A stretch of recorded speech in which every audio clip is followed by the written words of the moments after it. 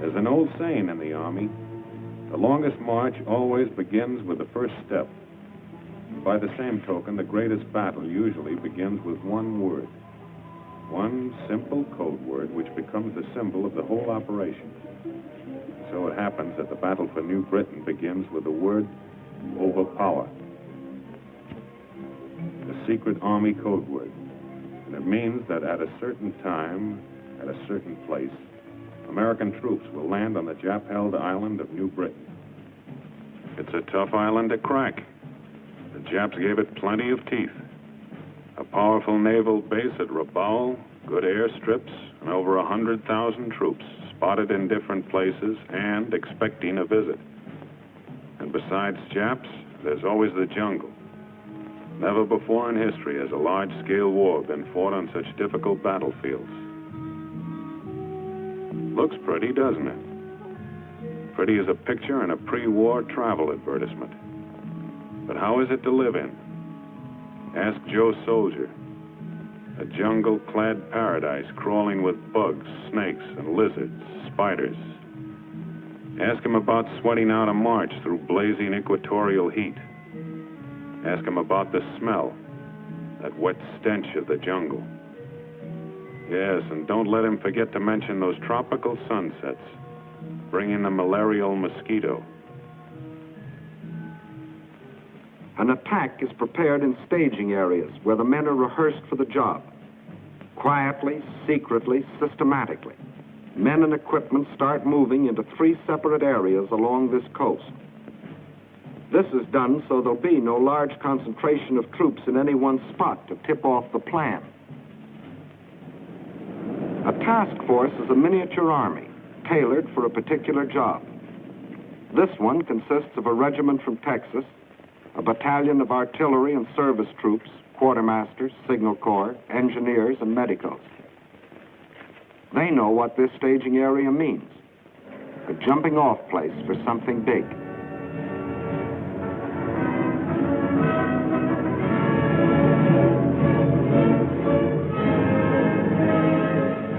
Out here, housekeeping starts from the ground up. You pick yourself a place and start chopping. It used to be hard work mowing the lawn on Sunday afternoons. Try mowing kunai grass with a machete.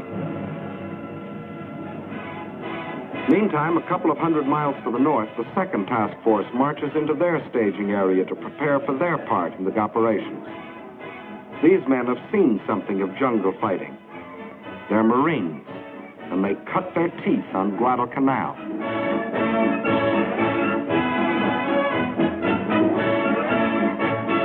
In the third staging area, it's more Marines, more guns, more shells, more thorns to press into the side of Tojo's Island of New Britain. And back of the men come the trucks, the half-tons, the jeeps, the bulldozers, a community on wheels, carrying the 1,001 needs of a task force. Food for bellies and gun barrels, canvas for cover, wires for communication, the tools of a jungle army. When the lot is cleared, you stretch out your house. Doesn't take long. Just fasten the ceiling, get under the center pole, and hoist. And leave plenty of slack on those ropes. The first rain will do the tightening. Nudging out elbow room in this wilderness and getting your stuff across swamps and streams is pretty rugged. But it's good practice for jungle warfare.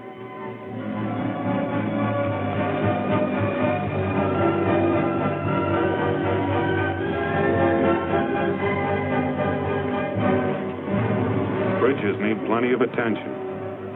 Mountain rains can swell these streams to torrents that can drown a truck. And transportation is important out here. When it comes to jungle construction, you can't beat a fuzzy wuzzy. Uncle Sam has thousands on his payroll.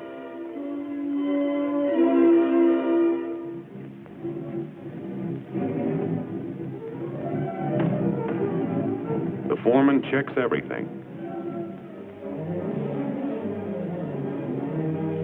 Thatched roofs keep keep out most of the rain, some of the heat, and none of the bugs. And don't think these builders don't know the value of money. Money will buy a pig, and a pig can be exchanged for a wife.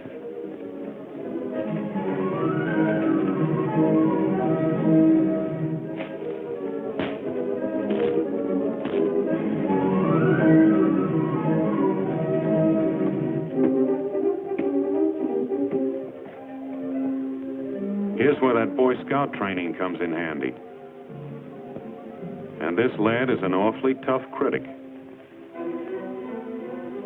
Outfits sprawl over a staging area for miles. It's a signal corps job to tie them together with telephone lines. Not much like hometown telephone poles, but the technique of climbing them hasn't changed a bit.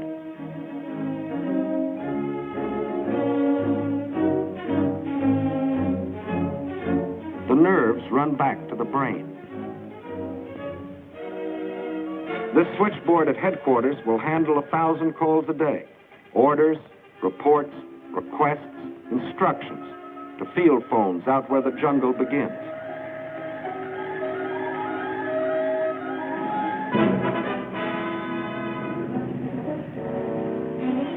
When a Jeep or a truck is issued to a driver, that's his baby, and he keeps it clean.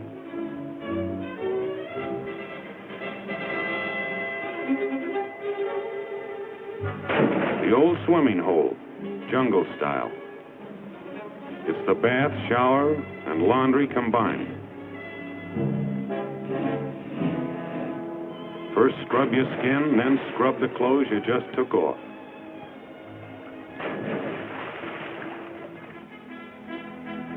This may not be your favorite cafeteria, but it's the only one handy right now. And it's the quartermaster's job to see that the Army is fed.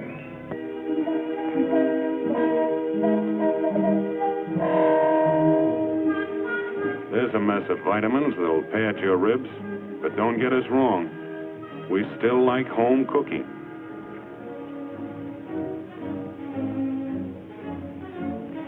These are the canvas cities that Joe Soldier built out of jungle and kunai grass. Like their forefathers, these troops have tamed a corner of wilderness into a temporary home.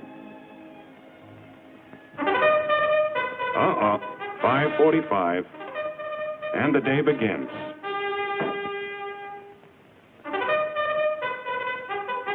A helmet makes a swell wash basin, and you can't do this with a family sink.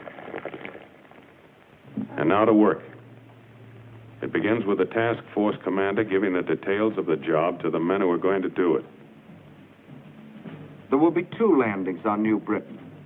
The first at Arroway, to divert the Japs from the main landing a few days later at Cape Gloucester. Arroway is a peninsula. A small force will make a landing up here in the enemy's rear, they hope, and move down the peninsula to join with the main forces, who will land along here. Complete surprise is the main thing. Hit fast and hard. Gain a foothold before the Japs can move a large force against you. That's what unit leaders are telling them. A soldier has to know what he's supposed to do, where he's supposed to do it, and why. And this is the time to check your weapons. A gun jam on a beachhead might happen only once. The same thing is going on up in the Marine staging area.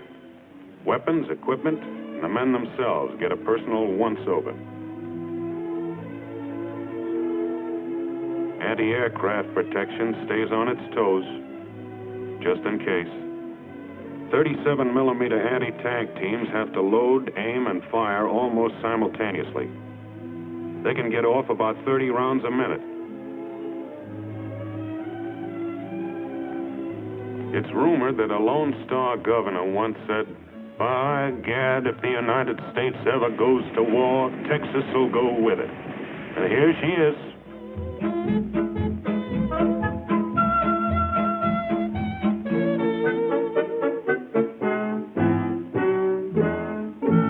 There'll be artillery, too, for knocking out Jap strong points. Sometimes it takes a flamethrower to burn out a pillbox. They work well in jungle warfare. That could be a NIP installation. Native fighters, or bongs as they're called, give our troops a few tips on the technique of jungle fighting.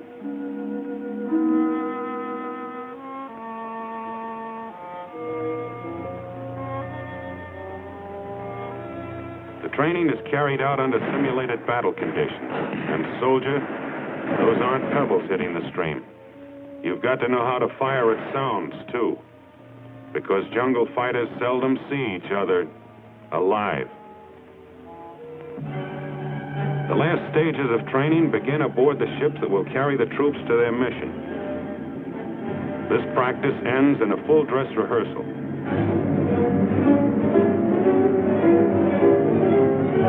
Two detachments are going to make the landing in rubber boats. It takes a lot of practice to handle these. It's dangerous, plenty dangerous. No protective armor, no more speed than your own paddle power.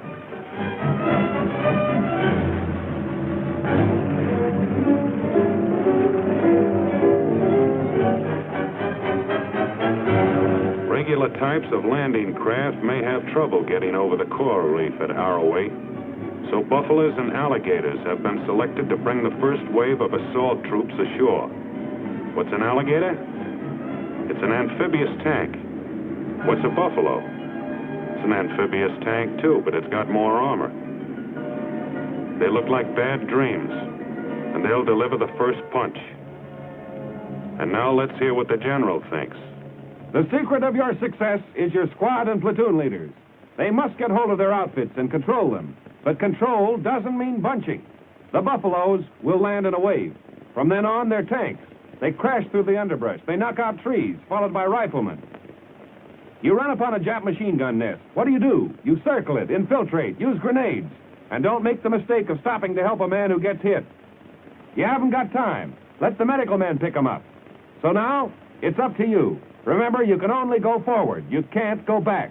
There'll be nothing to go back to. Just grab a piece of beach and start shoving. Are there any questions?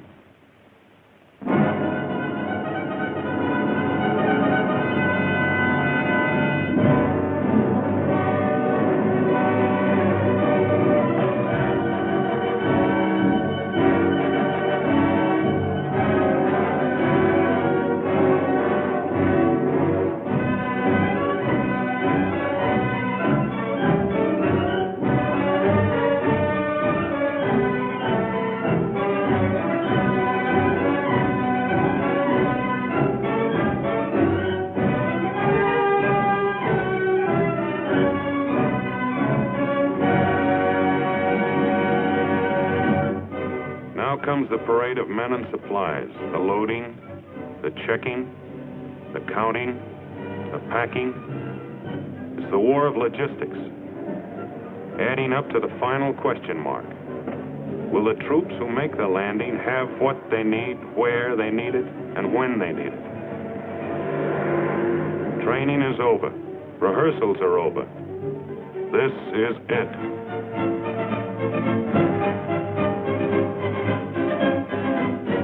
Remember, this is only one of 3 task forces, and it's going to make the landing at Arroway a few days ahead of the big staff at Gloucester.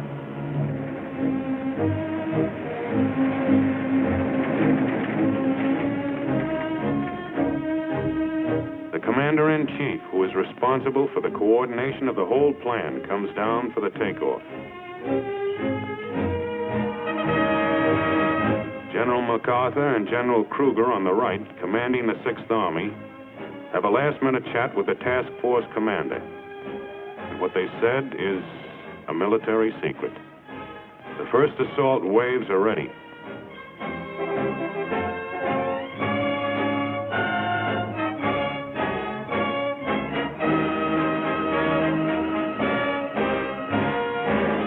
Time doesn't even wait on generals. And time is running out. This is goodbye, and good luck.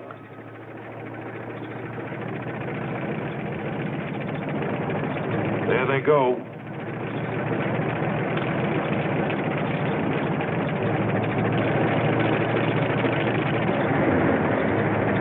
The buffaloes and alligators are going to load on the mothership.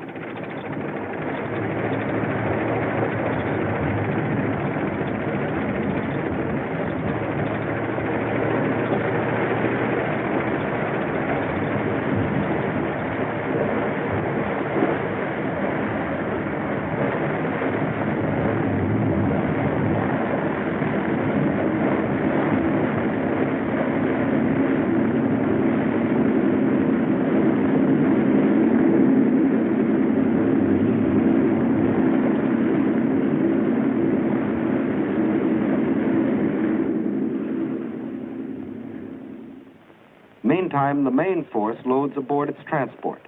Once up the net, the landing craft that brought them will be hoisted aboard. And the rubber boat detachments move out to load on the destroyer that will carry them.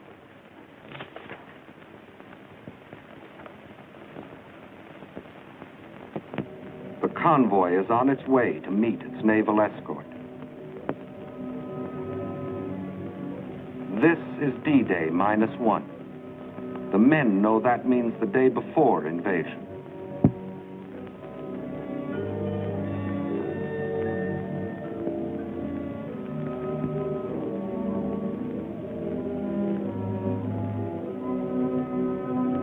This last-minute check on weapons goes on aboard every ship, and nobody has to be told to do it now.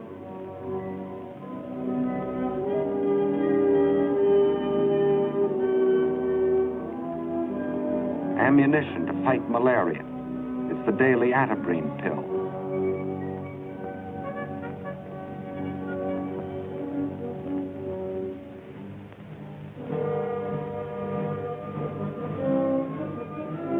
This too happens on every ship. Last-minute instructions to officers and non-coms. It's called briefing. Over there fast. Whatever happens, keep contacting. Message center will be in here. Get your messages back as fast as you can, of course. Keep your men dispersed. Cut out bunching. Look out for this high ground over here. You'll have to hit it from the flanks, I think. And above all, keep moving in this direction. You've all got compasses. We're at the rendezvous point.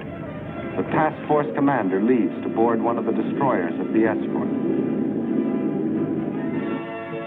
And now the convoy will sail through the night to Arroway. Troop ships flanked by destroyers and led by minesweepers and sub-chasers.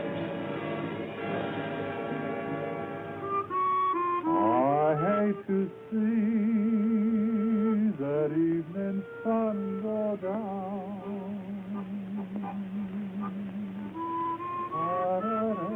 Tomorrow belongs to the headlines in hometown papers, to the radio commentators, and the casualty lists.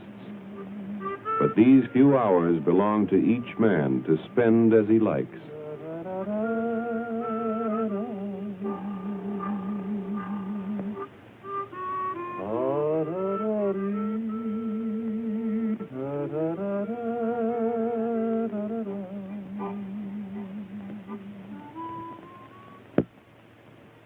D-Day.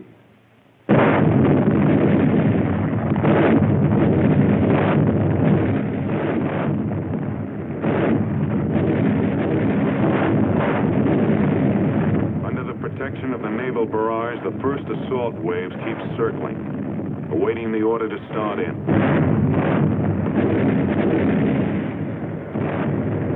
There they go.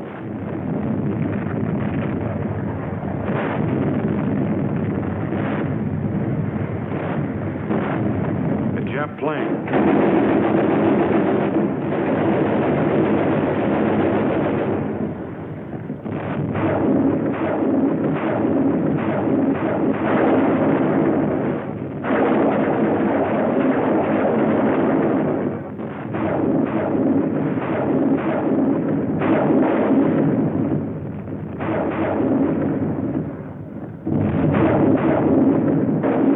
Rockets packed with high explosives explosives. Calling cards to clear the beaches of small arms fire.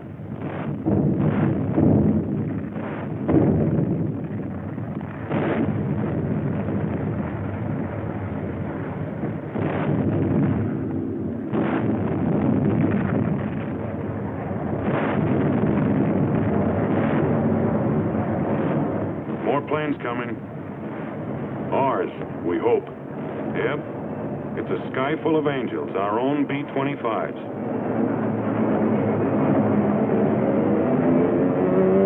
Now it's the Air Force's turn, and they know their way around. They've been softening it up for days in advance.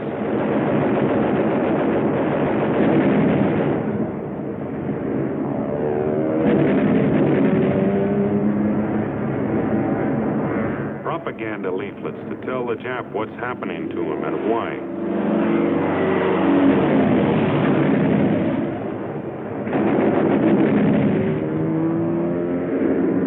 The naval barrage drove most of the Japs off the beaches up on the cliff.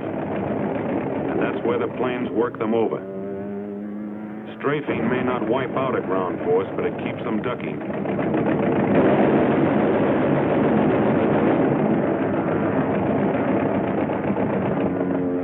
The landing place.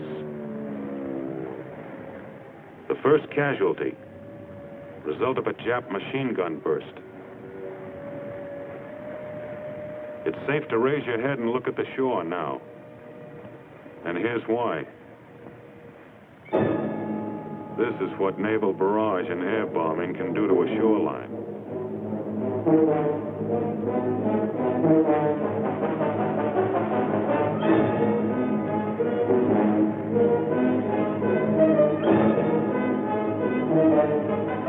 Remember, you can only go forward. You can't go back.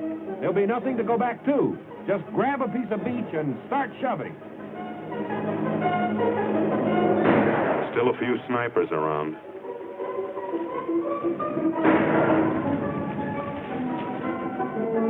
Patrols grope ahead of the main body to feel out the Jap's strength, to locate his positions.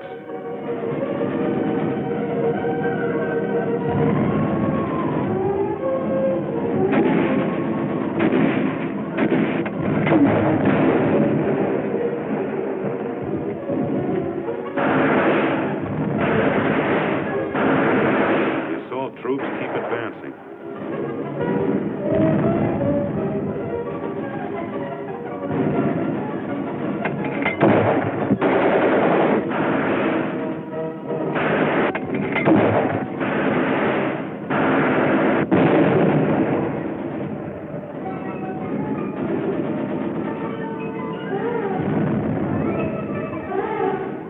The peninsula was lightly held, but there are still plenty of Japs to comb out. You don't see many, except this kind.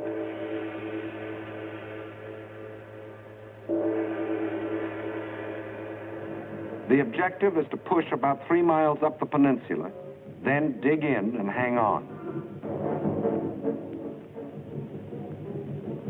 More and more troops are fed up to the rapidly advancing front by jeeps, alligators, buffaloes. Grab is over. Now to hold on. Counterattacks may strike anywhere, anytime. Better be ready. Beach gun emplacements for all-round security. That's an air raid warning truck under the camouflage. And every man digs a place to dive into when the Zeros come.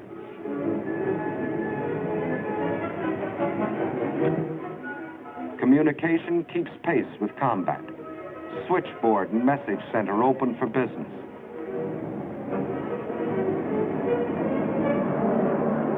Supplies are needed faster than ships can bring them.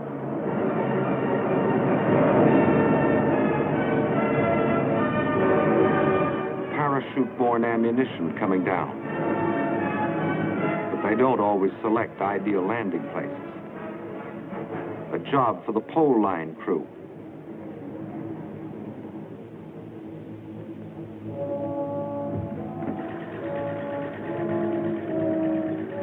That dirty pool is being converted into drinking water by the Engineer Water Purification Unit.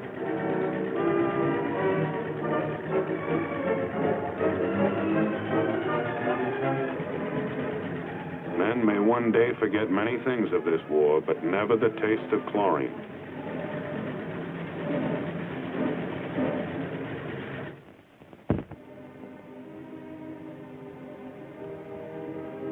Casualties from the front get attention in the surgical tent. The man on the table got a shell fragment in the leg. Enemy planes.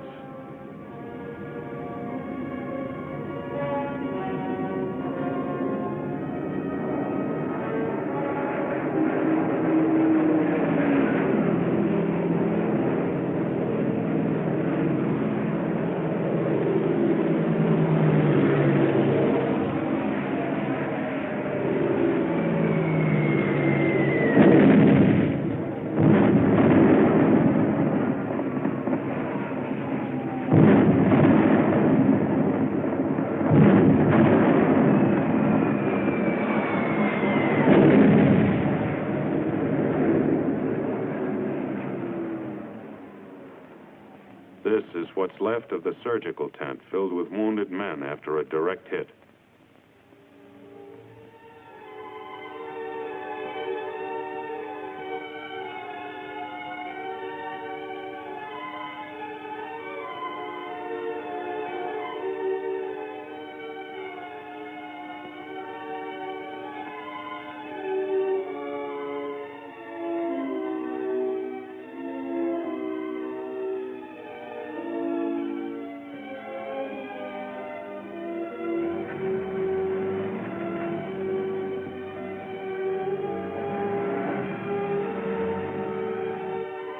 For these men, the roads are longest. Having received emergency treatment, the wounded are evacuated to hospitals in New Guinea. This landing was a complete surprise to the Japs, so resistance was light, except at the upper end of the peninsula where the rubber boats went in before dawn. They met heavy machine gun fire before they could reach the beach. The boats were destroyed. The men were scattered. They just couldn't swim and fight at the same time. But the main landing is successful. The Japs have been driven back up the peninsula. The beachhead is established. The task force commander is ready to make his report.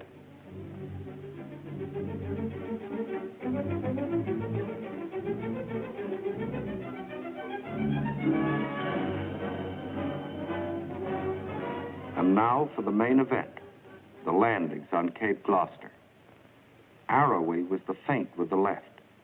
Gloucester will be the right to the jaw. Here, here, and here.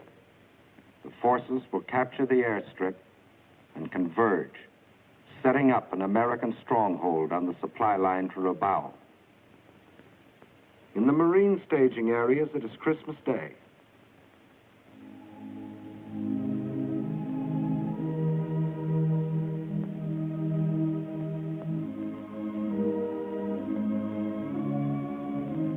The last mass before sailing for Gloucester.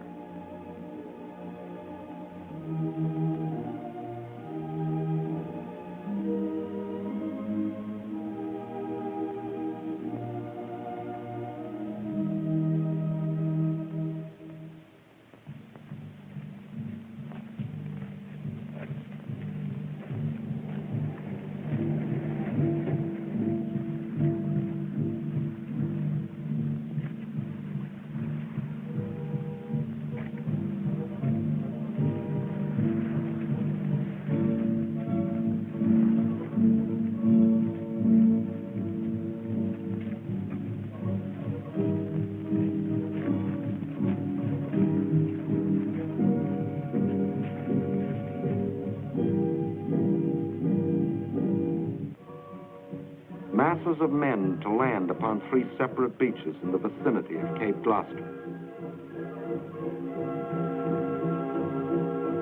This is to be the main effort. It is an army made up of two task forces in the teeth of known Jap power.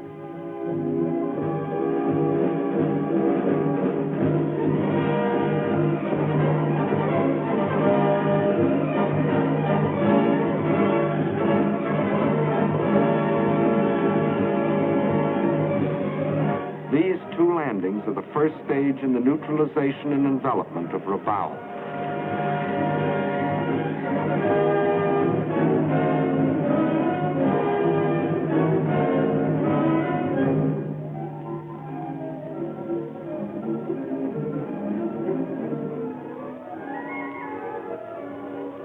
On Christmas night, a vast convoy sets out.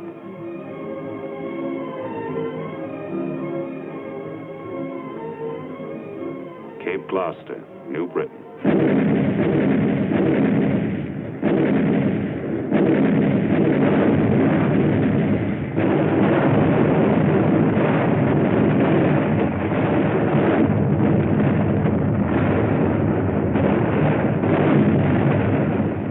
Nearing the height of the naval bombardment, the first assault load into Higgins boats.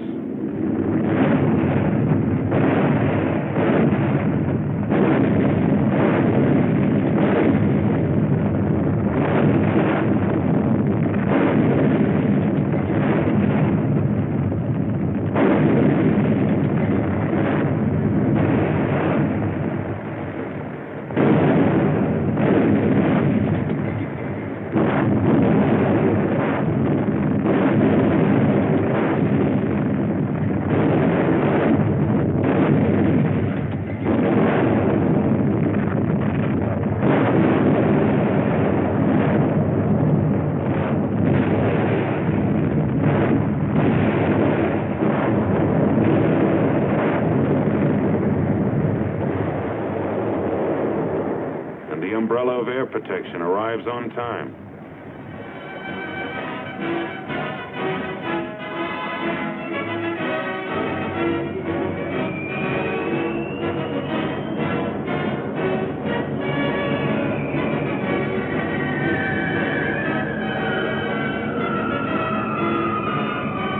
Back at the beaches, the jungle crawls with Japs.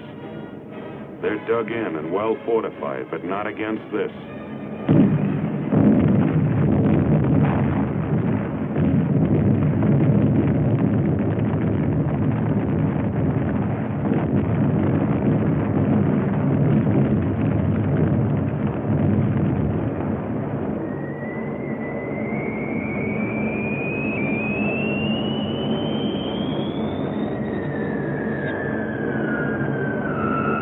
Bombardier once boasted he could hit a derby with a dime. Here's where accuracy really counts.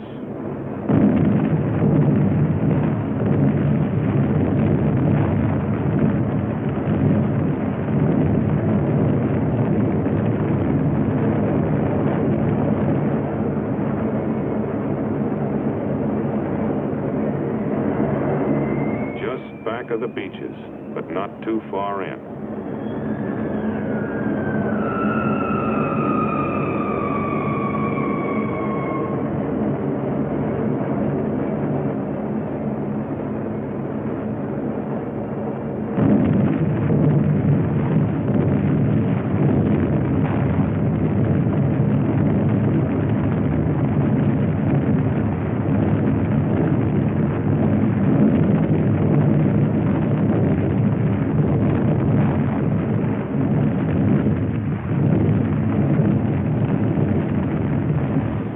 Boats keep moving in.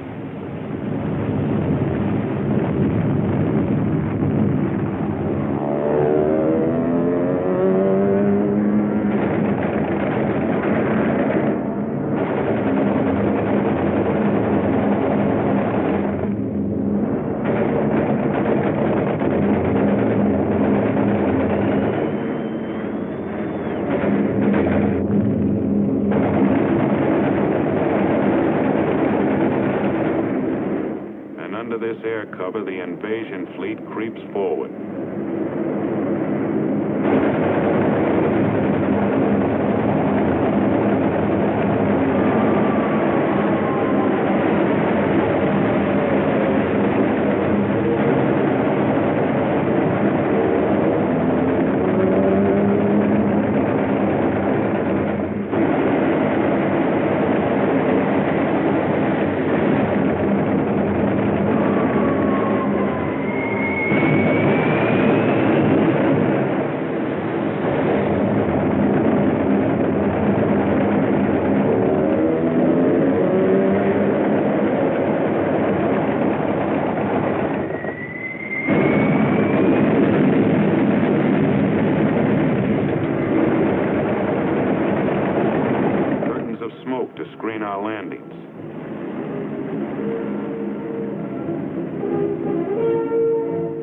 come the first waves in Higgins boats.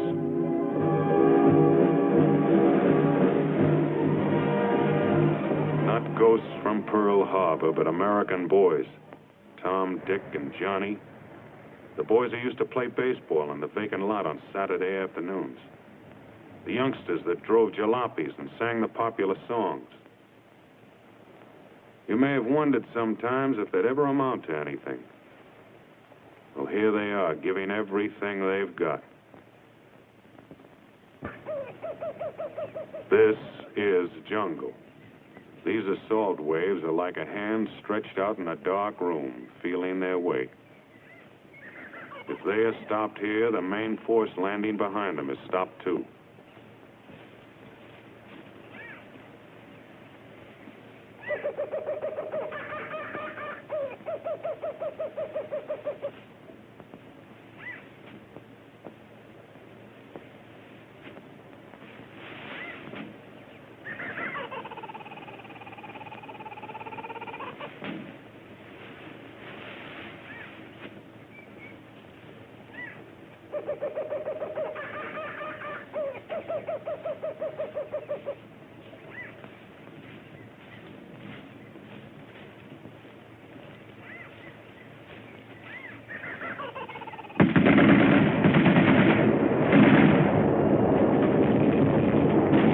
Contact with the enemy.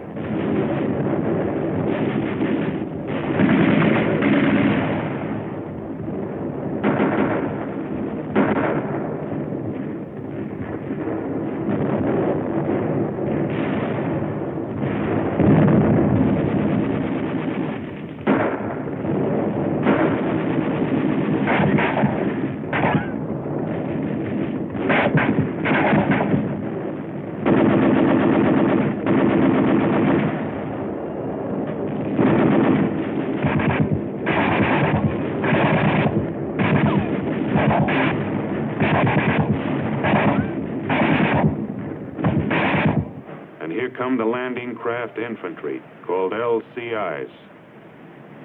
They're bringing the main fighting strength to back up the assault wave.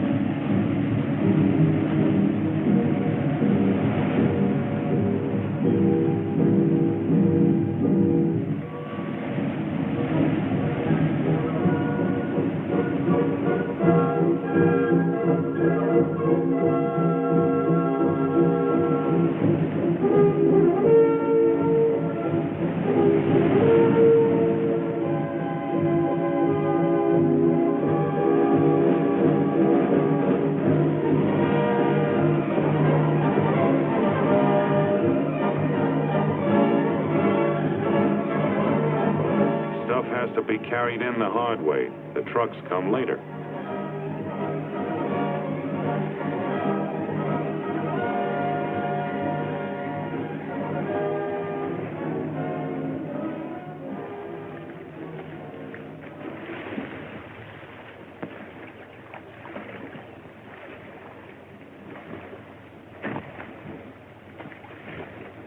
Digging in, up at the front.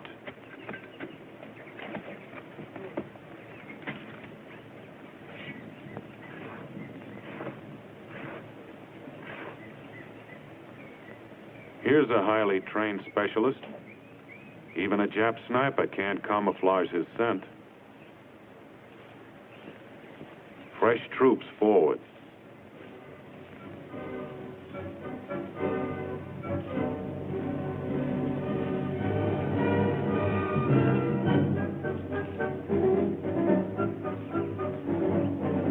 Wounded to the rear.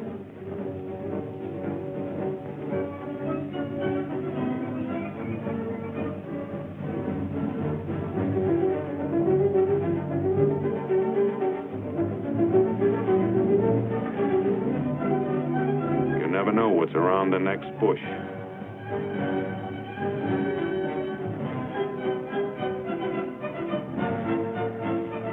Dead Japs aren't always dead. Better be sure.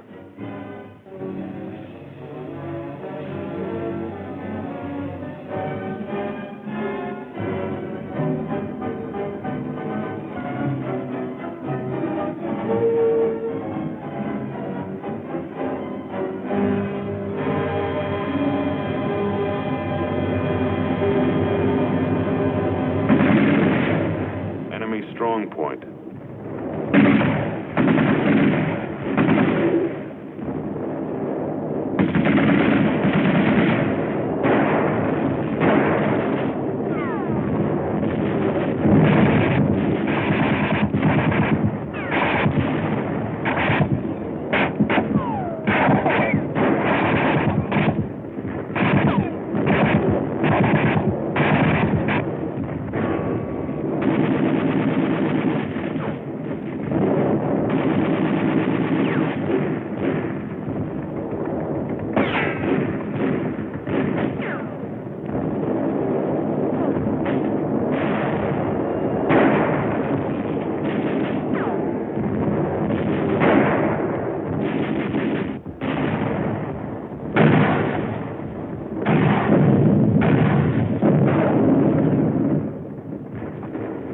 Here's the bazooka. It's a hand-carried rocket gun. Firing it takes close teamwork.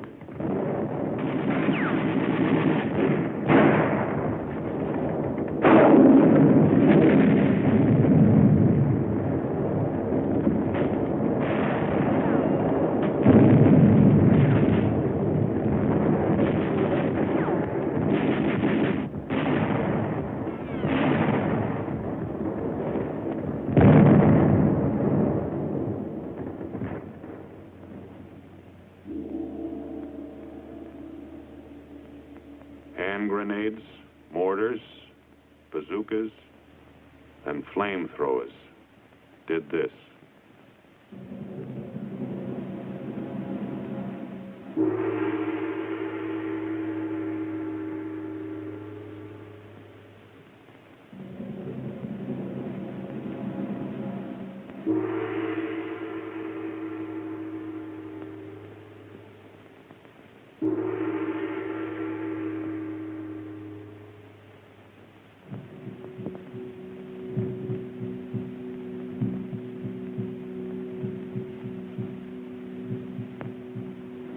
After the LCIs have been emptied of men, the towering LSTs, landing ship tanks, move in, bringing everything for the establishment of a beachhead.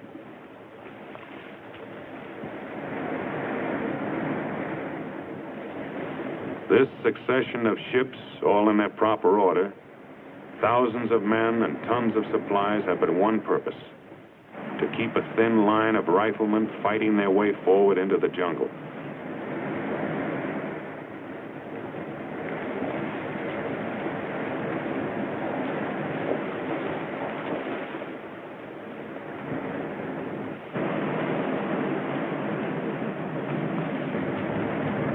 Buffaloes and alligators.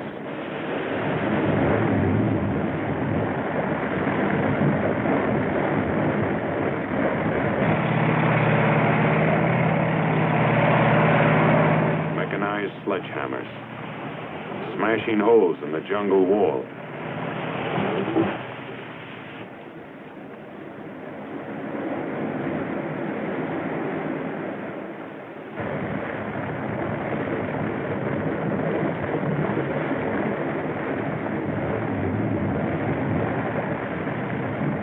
Bucket lines to pass the ammunition.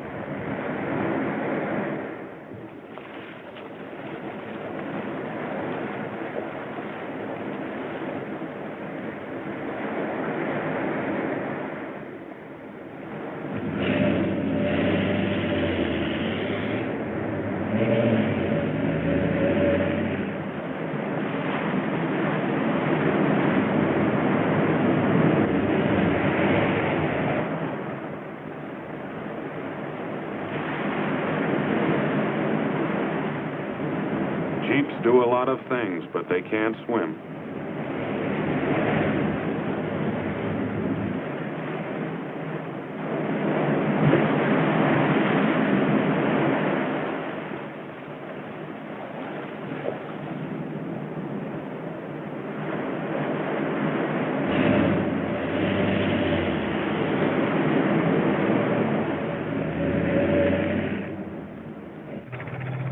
Medium tanks to crush pillboxes.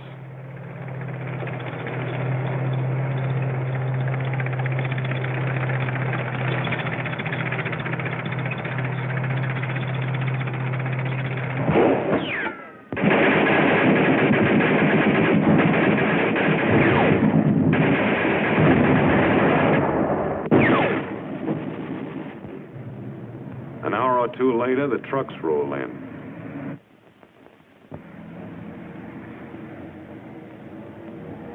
But they can't go everywhere. Ammunition is being spent fast.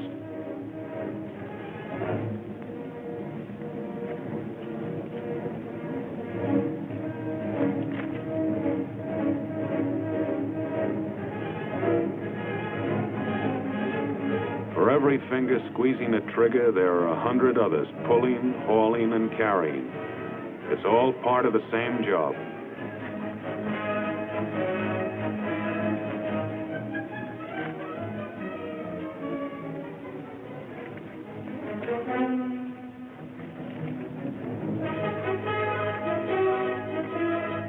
That's barbed wire they're carrying.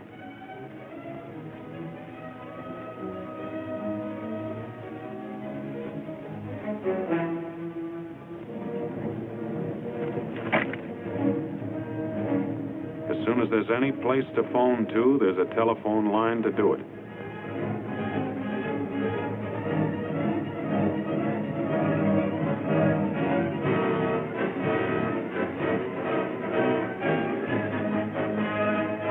A final protective line against counterattack must be prepared.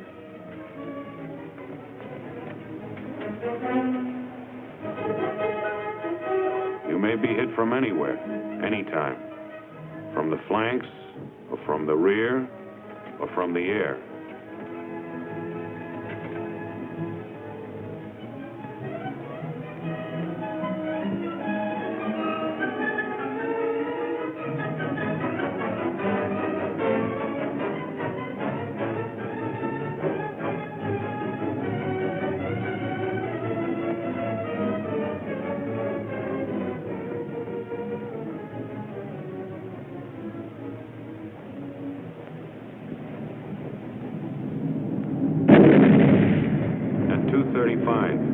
Enemy dive bombers. Jap planes shot into the water. More than 60. Costing less than a dozen of our own. The Japs concentrated on the destroyer Bronson. That's the Bronson, standing on end, sinking fast.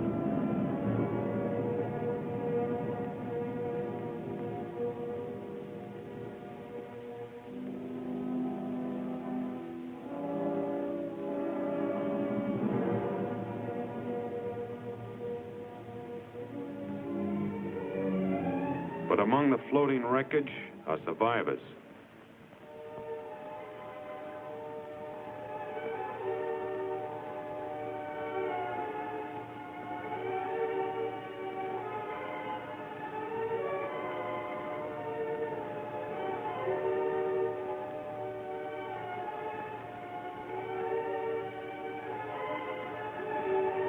Exhausted, some dying, some dead. Some with clothes blown off by the concussion of bombs.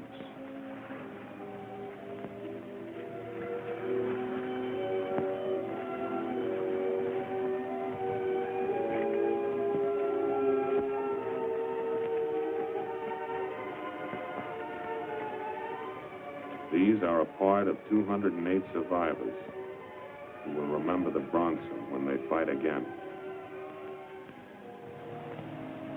Back at Gloucester, it had begun to rain.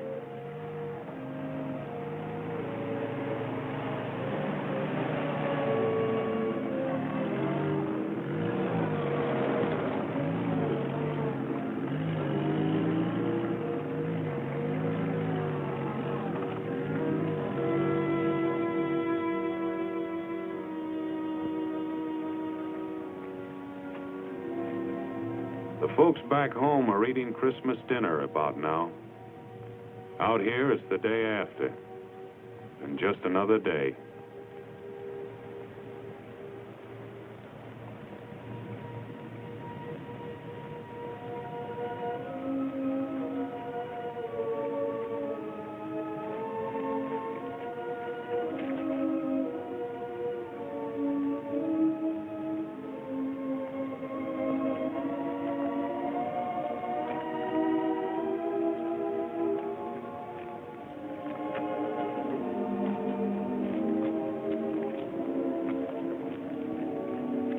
Just one more enemy. Mud.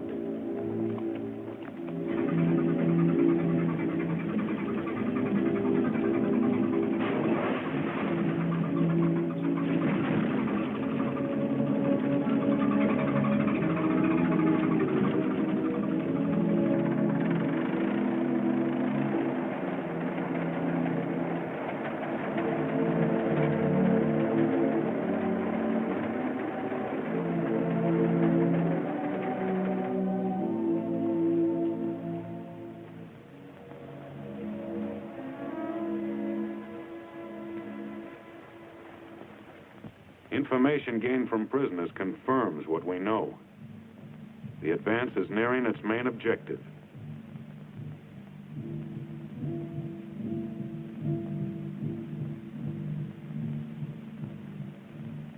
But every step forward means some men coming back on stretchers.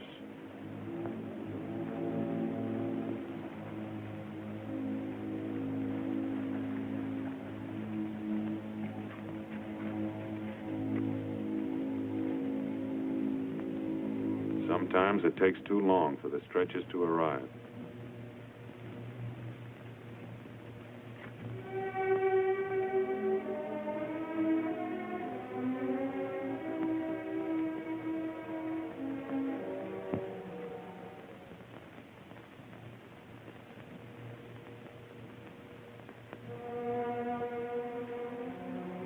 Medical officers scrubbing up for emergency treatment before evacuation.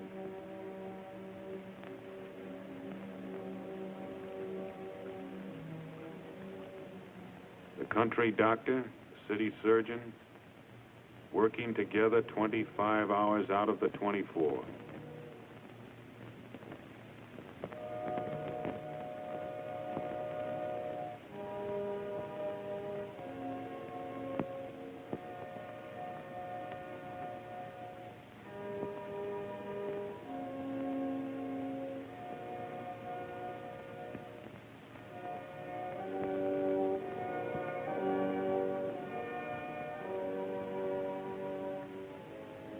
Part of the price of a beach landing.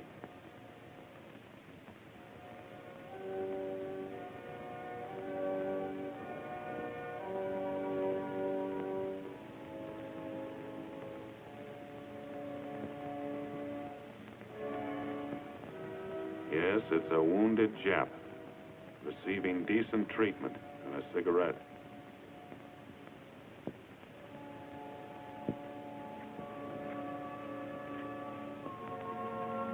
On the beach the next day, wreckage.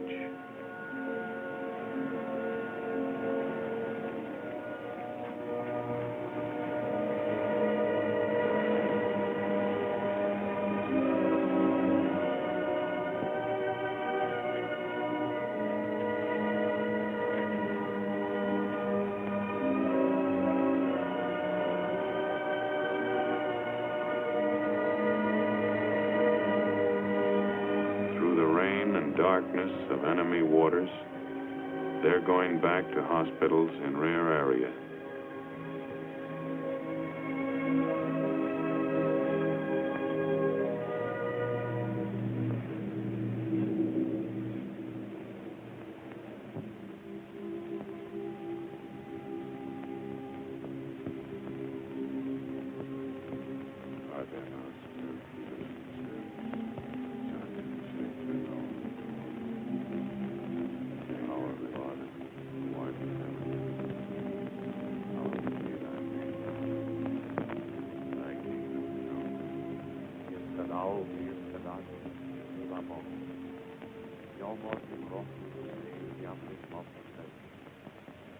Gewoon weer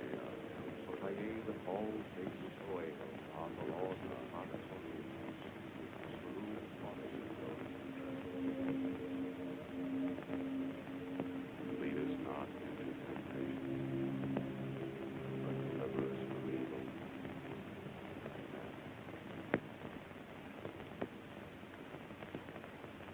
Fire!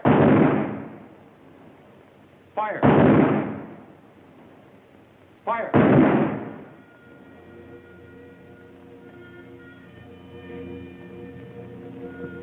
One day of American living, bought and paid for.